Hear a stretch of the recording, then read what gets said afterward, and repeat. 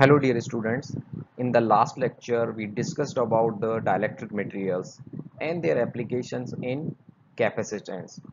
So now in this lecture we will be discussing about the another properties of the materials, which is ferroelectricity. So before going to the further details of the ferroelectric materials and their properties, let's understand the application of ferroelectric materials. So very first, and we can say the widely used application of the ferroelectric materials are in non-volatiles RAMs, means random access memory devices. So you know very well these devices is widely used in your computer and data storage applications. So what does mean by non-volatile? Non-volatiles means even the power is turned off your memory device, the data remains over there, so it's not deleted or it's not volatile, so that's why it is called non-volatile memory devices. Second is the dynamic capacitors. Third is the tunable microwave devices. So these devices are mainly applicable in communication system to communicate the signals, for example in your mobile devices and telephone devices and other kind of the communication system. These are also used in detector sensors. So these detector sensors are generally used in your vehicles, right? These are used in your vehicles and also in optical waveguides. Let's understand some basic terminology of ferroelectrics. So before going to the ferroelectric, let's understand the dielectric materials. So we have previously discussed about the dielectric materials. Actually, the ferroelectric materials are a subgroup of dielectric materials. Okay. So now the dielectric materials always have a cumulative effect of microscopic displacements of charges. Take a note: charges, ions, and electrons. Right? They have a cumulative effect of it. And what happens? This happens always in under the influence of external electric field, right? This happens due to the external electric field generally, and it gives the always a net polarization, right, due to the shifting. And this net polarization is generally called induced dipole moment, right? It is called induced dipole moment, and this dipole moment in dielectric materials is already present in these materials, right? So if we see here, so what we can understand it is that it is the polarization in dielectric material is due to the microscopic displacements of charges, ions, and electrons, and these displacement gives the net polarization due to the and create a induced dipole moments. Okay, and it happens due to the rotation of permanent electric dipoles, which could be possible from external electric field, right? And these dielectric materials are always having electric dipole moments permanently. Take a note, this has the dipole moment permanently. Okay, now what is polarization and how this polarization occurs? Okay, so in very first unit we have discussed that atoms are always neutral, right? Our atom is always neutral. So if we see in the atoms, so here is the example of the atom here, right? So the center part is nucleus, which is positively charged, and this is the electron clouds, and the electrons are distributed around the nucleus. Then total charge on this atom is zero, it is neutral. But what happened when we put a electric field across this atom, right? We apply the negative bias here and positive bias here, right? There will be an electric field here. So what will happen due to this external electric field? The electrons inside the atom will start attracted towards the positive charge, okay, towards the positive electrode. And while what will happen, this holes or nucleus will left behind. So in that case what will happen, this term, this will be polarized, this atom will be polarized, correct? Like, okay, and this polarization will depend, or the magnitude of this polarization will be depending on the charge accumulated at the one side and another side, and the distance between this positive and negative charges, right? and this always proportional to P is equal to alpha E. It is determined by P is equal to alpha E. So it is directly proportional to the applied external electric field, right? You can see here. So this is directly proportional to external applied field, and this alpha is called the polarizability of the atom or molecule, right? And this P can also be represented by net dipole moment per volume sometimes. Okay, so this is the unique properties of dielectric material, right? Then so there are three different ways of the polarization. First is the electronic polarization, which we have discussed in the previous slides, okay, which occurs generally at the atomic or molecular scale. And second is the ionic polarization. So this polarization generally occurs in those materials which have the ionic charges inside it, right? So let's say when there is a no electric field, okay, no external electric field on this material, the ions remains at the center of positive charge and negative charge. But what happens when an external field is applied? Let's say this ions contains the positive charge over here. So what will happen? This will be attracted towards the negative polling side. Okay, once it is attracted towards it, there will be a shift of the positive and negative sides, and this will be polarized in this case. So this is called the ionic polarization. And third option is the orientation polarization. Okay, so this is the orientation polarization of dipoles generally. So generally what happens if we consider any dielectric materials, these are under the zero electric field, the dipoles insides are randomly distributed. You can see the direction is all randomly distributed. Then total polarization of this grain, or we can say the total polarization of this domain, will be zero once we applied the electric field. Okay, once we applied the electric field, what happened? These dipoles will start aligning in the direction of the external electric field. So you can see the external these dipoles have been mostly, we are saying not all, but most of the dipoles will start aligning in the direction of the external electric field, and this domain will get polarized. So these are three different ways of the polarization of the dielectric materials. One is electronic polarization, second is ionic polarization, and third is orientation polarization. So let's categorize the dielectric materials first. So if you can see, all the dielectric materials have a subgroup of piezoelectric materials. Similarly, all the piezoelectric materials have a subgroup of pyroelectric materials, and similarly all the pyroelectric materials have a subgroup of ferroelectric materials, right? You can see in this figure here. So if you see, all the ferroelectric materials are dielectric materials, but if you can see, all the dielectric materials are not ferroelectric materials, right? Similarly, if I go over here in this image, let's say I have the relationship between ferroelectric materials and pyroelectric materials for the better understanding. So if you can see in this graph, okay, so all the pyroelectric materials are ferroelectric materials, but the materials which lie in this category, in this range, are not ferroelectric materials, correct? Right, are not ferroelectric, but all the pyroelectric materials are ferroelectric. So this is the categorization of materials, which in the terms of dielectric materials, piezoelectric materials, pyroelectric materials, and ferroelectric materials. So let's go one by one. So dielectric materials we have discussed previously, and what is the piezoelectric materials, right? Piezoelectric materials, the materials which generate the potential difference or voltage when the pressure or mechanical pressure is applied on that materials, right? These materials are categorized in piezoelectric materials. Now what are the pyroelectric materials? What are the pyroelectric materials? So in case of the piezoelectric materials, a mechanical pressure or mechanical force are applied on the materials to generate a voltage or to polarize them, okay, to polarize the material.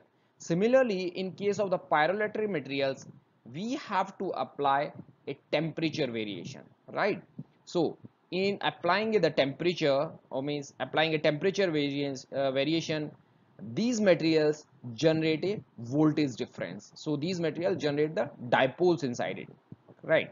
And now what is the ferroelectric material now? Okay, so the ferroelectric materials generally have, when we apply an external electric field, then dipoles are aligned due to the external electric field, and this can generate a potential difference, right? So this you can understand here what is the difference between the piezoelectric, pyroelectric and ferroelectric materials. Let's understand the further properties of ferroelectricity. So before that, let's understand what is the main property of pyroelectricity. So these pyroelectric materials always have a permanent net electric dipole moment. Okay, take a note, these have a permanent net electric dipoles. Okay, for example, if you go in the case of the ZNO, okay, they also have a tetrahedral structure, and always each possessing a net dipole moment, all point in the same direction. Okay, so this is the main important point, that these have the net electric dipole moment always. But if you go in the case of the ferroelectric material, generally they don't have the net electric dipole moment, right? Generally in case, but when you apply the electric field across the ferroelectric material, so what happens, they generate a spontaneous electric polarization, right, in each unit cells, and which is reversible. If you reverse the electric field, then polarization can be switched, and this can be switched between plus minus ps. This is called the saturation polarization, S for saturation polarization, and this can happen only because of applying external electric field. You remember, this should be applying the external electric. And what is the main thing, this does not have permanent or journal or indigenous dipole polarization, dipole moment.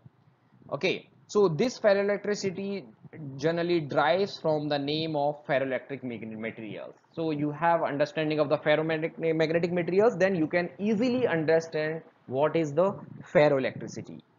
For example, in the ferromagnetic materials, you can see this magnetization can be observed, that is reversible, right? That is reversible by applying a certain amount of the magnetic field. Similarly, in ferroelectric magnetic field, the switching or polarization can be switched by applying the electric field, right? And this is the reversible. This is always this ferroelectric material shows always a reversible switching. Let's compare the magnetization hysteresis loop and ferroelectric hysteresis loop. Okay, so let's discuss about the magnetization hysteresis loop first. So here the hysteresis loop is plotted between the applied field and magnetization. So x-axis is the magnetic field, and the y-axis the magnetization. So if we see here the point where the magnetization is saturated, right? Magnetization is saturated, and it does not increases with the increase of field. The point is generally known as saturation magnetization, right? This is the point where it is the saturation magnetization. Okay, once you start reversing the fields, once you start the reversing the field, okay, the magnetization does not drop similarly in similar manner as it has been increased, but it remains almost saturated. Okay, so when the magnetization or when the applied field turns into the zero, there is always a remaining magnetization over here, right? If you can see, this is the remaining magnetization in the material, and this is called remnant magnetization, right? MR.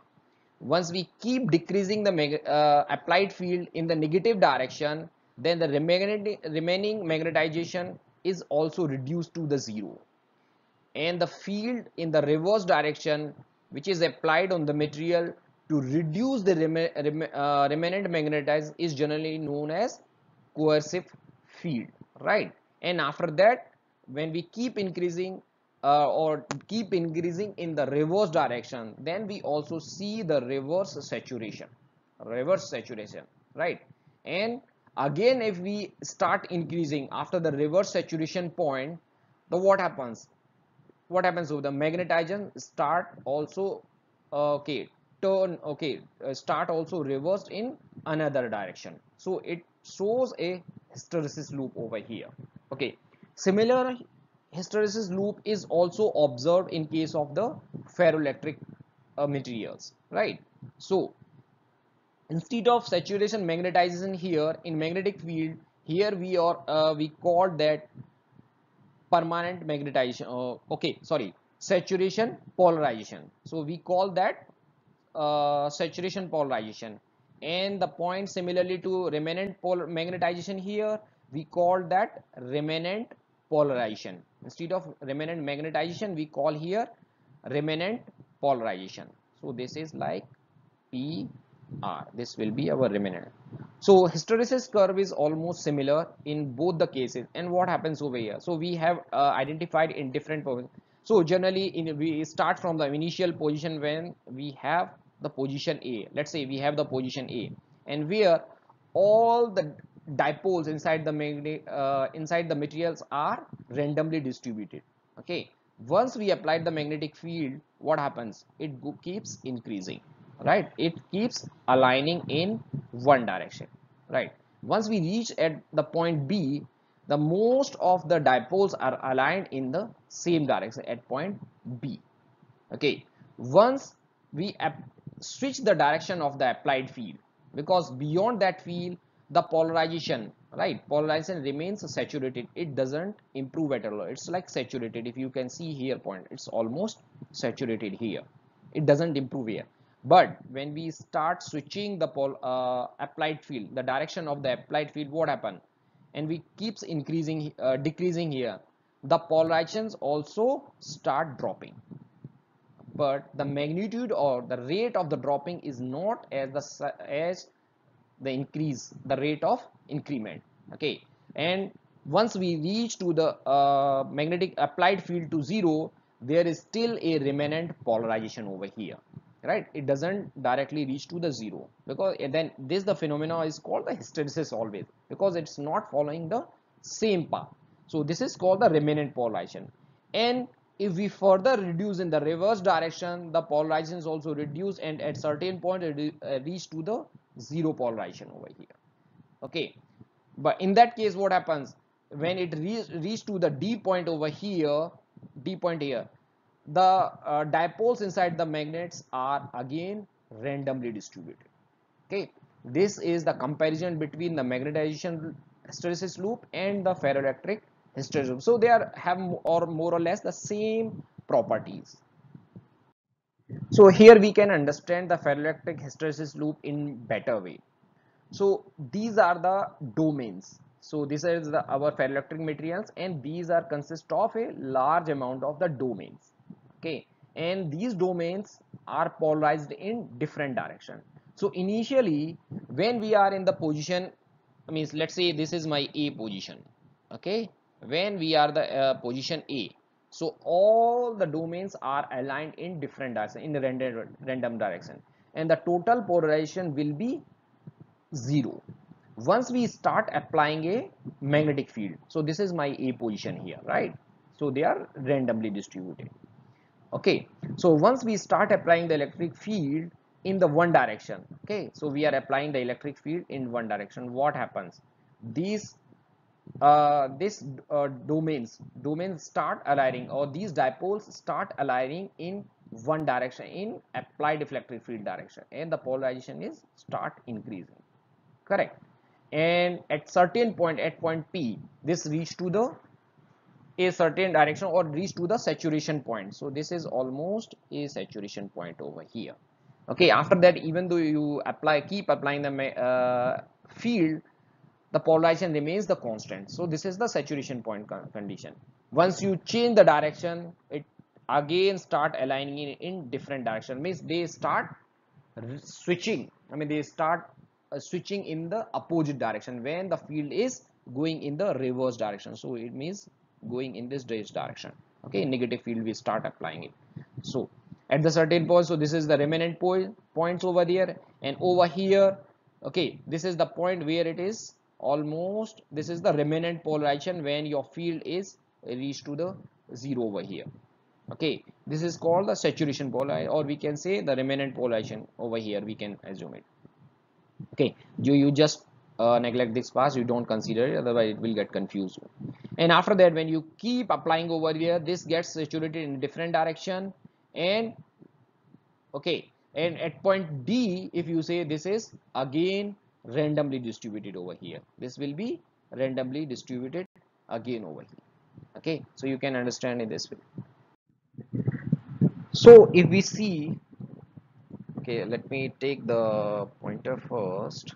So if we see here, the hysteresis is always the main characteristics for the ferroelectricity. So there should always be hysteresis in polarization versus the electric field curves in case of the ferroelectric materials. So that's the very important properties of the ferroelectric materials.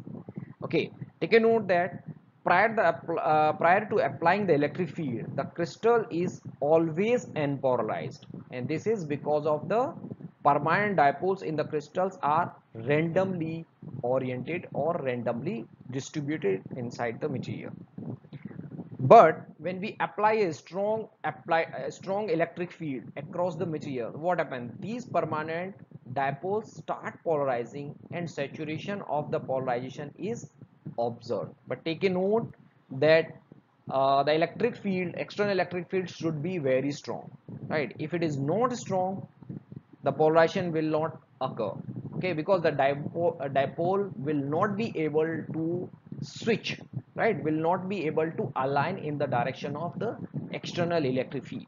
Okay, and this the magnitude of the electric field depends on the lot of properties of the your materials, which could be like thickness of the material, and which could be like dielectric constant of the material, right? This is so multiple factors influence the magnitude of the applied electric field, right? So now when the field is lowered back to the zero, then what happens? A remnant polarization then remains, right? What happens when we have applying over here in the curve one, so it reached to the saturation over here. When we start reversing the field, okay, there is always a remnant polarization, and add back to applied electric field to zero. Okay, so this is called the remnant polarization. Okay, take a note, this all phenomena in ferroelectric materials is possible or occurs only below the Curie temperature, right? We will be discussing what is the Curie temperature in further slides, and what happens when the temperature goes higher than Curie temperature. So take a note that this phenomena exist only below the Curie temperature, right? Now starting from the zero polarization at zero field, the electric field is increased, and the polarization eventually saturate at the PS. So it's saturate at the PS value. When the field is lowered back to zero, the polarization does not return to the zero but exhibits a remnant polarization PR, so which we have already discussed in the previous slides. So ferroelectricity is generally found in perovskite materials, right? Perovskite materials. So these materials always have the structure like AbX3. So this can be like calcium, titanium oxide, trioxide, we can say, right? So they have a two different structure. One we can say the A cell structure, another is B cell structure, right? If you can see, it is consist of a cubic structure, right? So each edge of the cubic structure is having a titanium atom, while this oxygen is existing at the center of the edge line. So if you the each edge line having a oxygen atom, and if we see the calcium is existing at the center of this cubic structure, so this is the A cell structure. On the other hand, we also have a B cell structure where the calcium is existing on the edge of the this cube, right? And while our the oxygen is existing at the center of the each face of this cubic structure, and titanium is existing at the center of the this cubic structure. So these are two different structure of perovskites in the form of A cell and B cell. So this ferroelectricity is found in this kind of the materials which have ABX3 of structure, where A is generally one component, B is another component, and X is represented by oxygen. So this is, I just represented A, B, X3. So this is the another representation of it, right? This where A can be another component beyond the calcium. Similarly, B can also be another component beyond the titanium, and oxygen is always remains most of the time, most of the cases, having X is replaced by oxygen.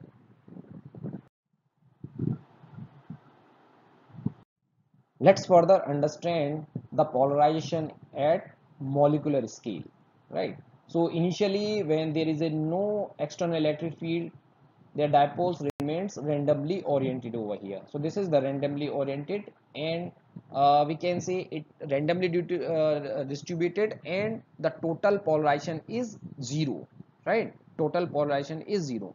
Once we start applying the field, what happens, the polarization start increasing and it remains as the saturation point, right?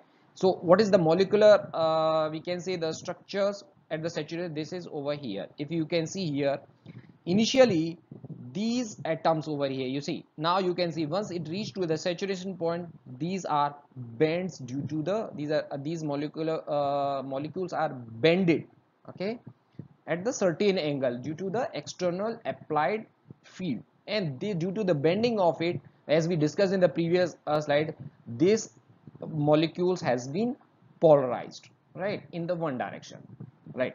So but when there is no field, this remains straight, this remains straight over here.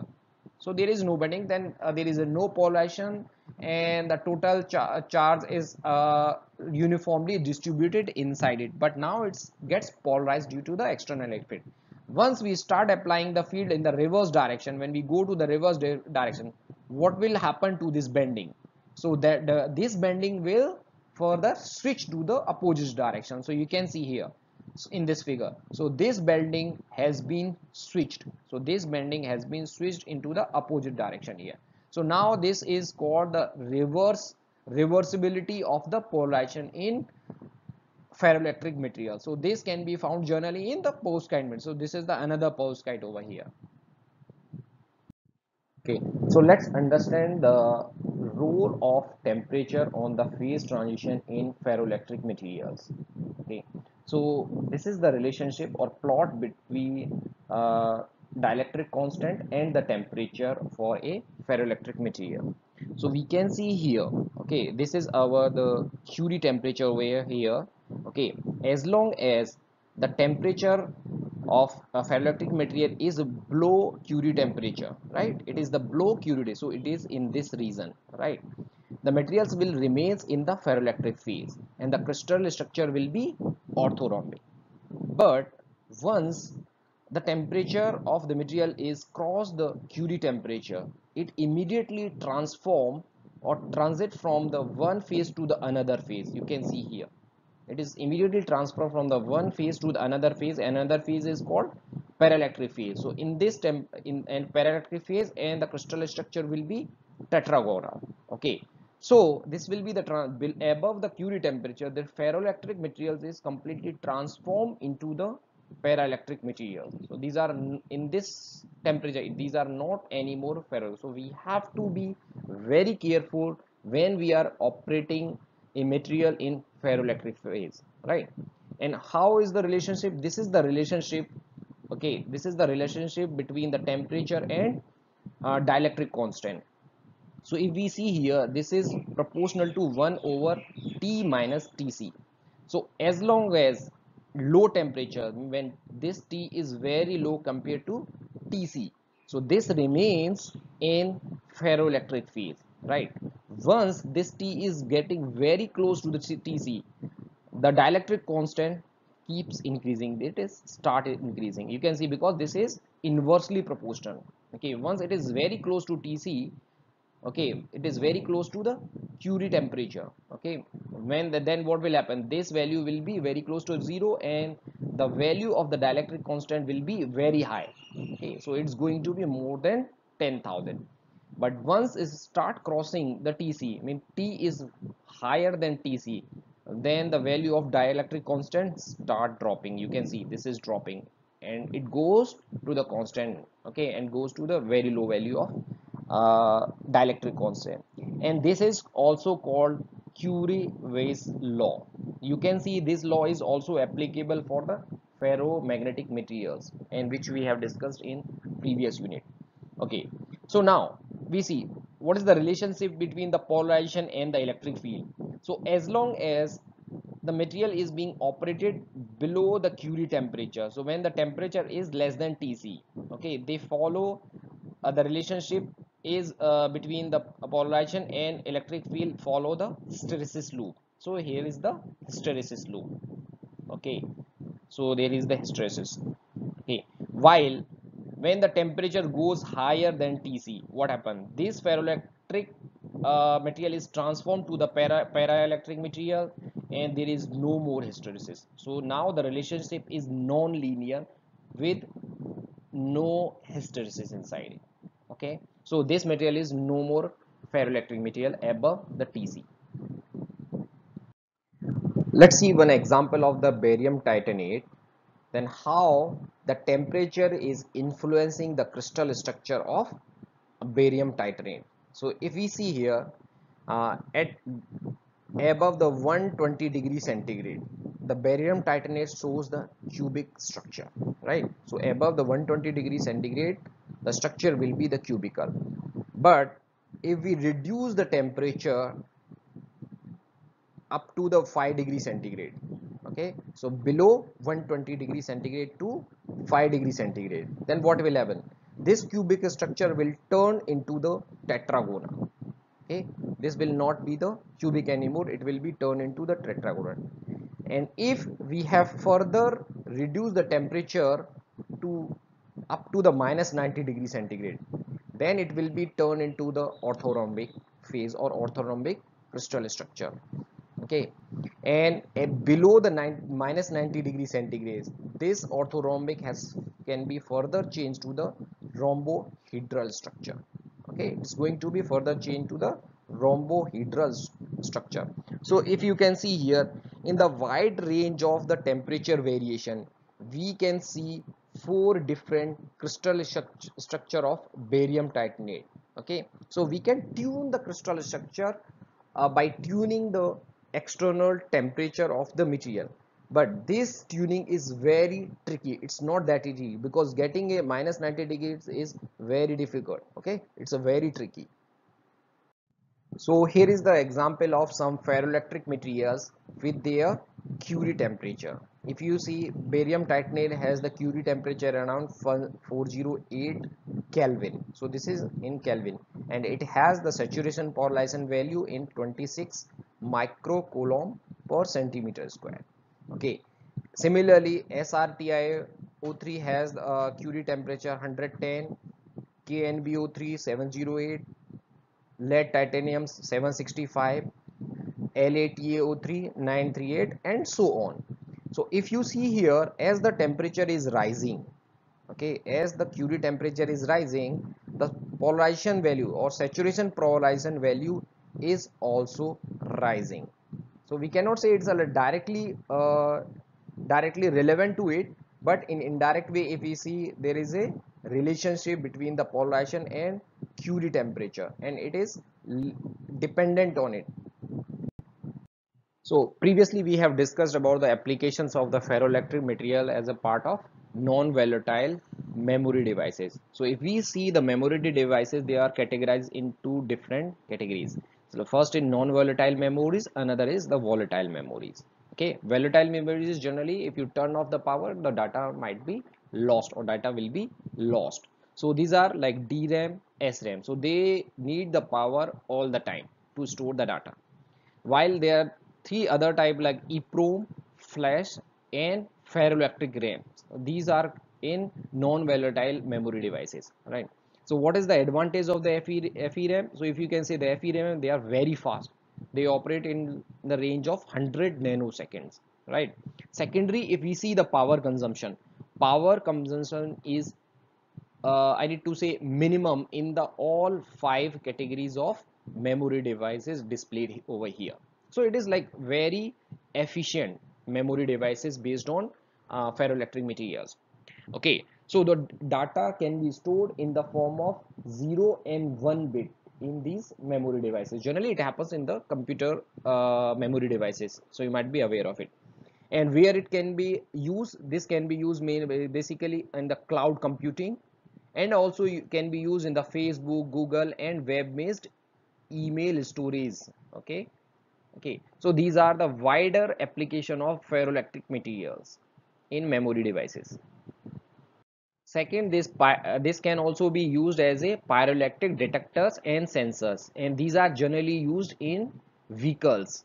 Okay, vehicles, where what they can do, they can detect the motion. Okay, they can detect or sense the motion, whether a human has moved in or out from the sensor range. So this can be used as a detector as well. So this is the end of the topic of ferroelectricity. If you have any question, please write to me. Okay, thank you very much.